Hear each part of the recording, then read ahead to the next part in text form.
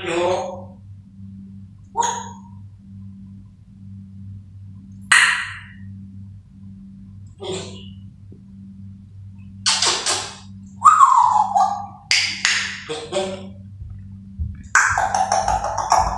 Hello. Hello. Hello. Hello. Hello. Hello.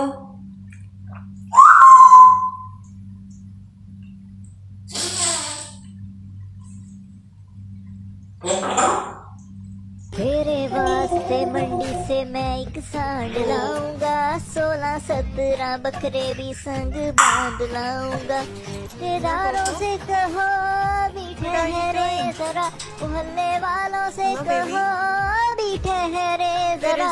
पहले rate करा लूं उसके बाद लाऊंगा, डेकोरेट करा लूं उसके बाद लाऊंगा। तेरे वास्ते मंडी से मैं सांड लाऊंगा, 16-17